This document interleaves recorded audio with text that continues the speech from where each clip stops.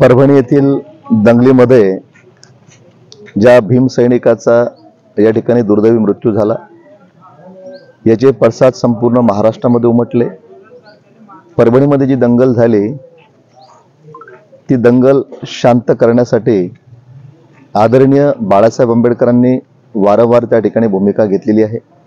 स्थानिक प्रशासन असेल, जिल्हाधिकारी असेल, सुप्रिटेंडेंट ऑफ पोलीस असेल, यांच्याशी वारंवार भ्रमणध्वनीवरून संपर्क साधून त्याचबरोबर महाराष्ट्राचे मुख्यमंत्री यांना सुद्धा या ठिकाणी कायदा व सुव्यवस्था अबाधित ठेवण्याकरता सहकार्य करा या पद्धतीने विनंती केली।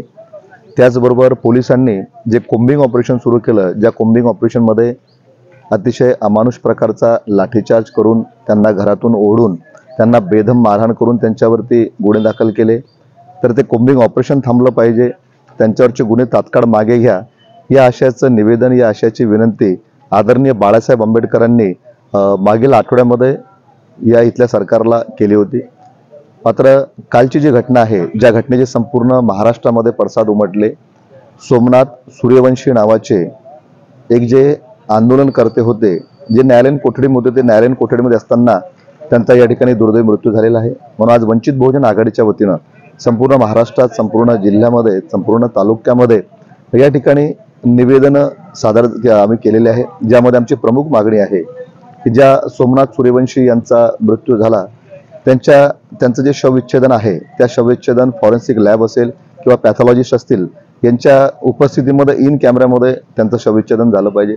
त्याचबरोबर आम्ही बुलढाणा जिल्ह्याच्या वतीने या ठिकाणी सरकारला अशी मागणी केली, आदरणीय तहसीलदार महोदय यांच्यामार्फत आम्ही मुख्यमंत्र्यांना या ठिकाणी आज रोजी निवेदन सादर केलेलं आहे। ज्या निवेदनामध्ये आमच्या प्रमुख मागण्या आहे की या ठिकाणी त्या कुटुंबाला आर्थिक 50 लाखाची मदत मिळाली पाहिजे, त्या कुटुंबातल्या एका व्यक्तीला शासकीय सेवेत आपण रुजू करून घेतलं पाहिजे। त्याचबरोबर जे कोम्बिंग ऑपरेशन केलं आपण, त्या कोम्बिंग ऑपरेशनमध्ये ज्या लोकांवरती आपण गुन्हे दाखल केले त्यांचे गुन्हे सुद्धा आपण तात्काळ या ठिकाणी मागे घेण्यात यावे।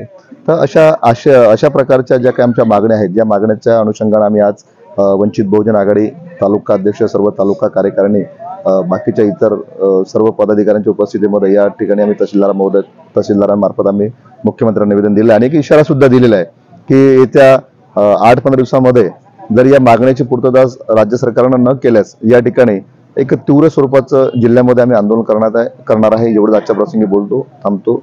जय हिंद, जय संविधान, जय शिवराय।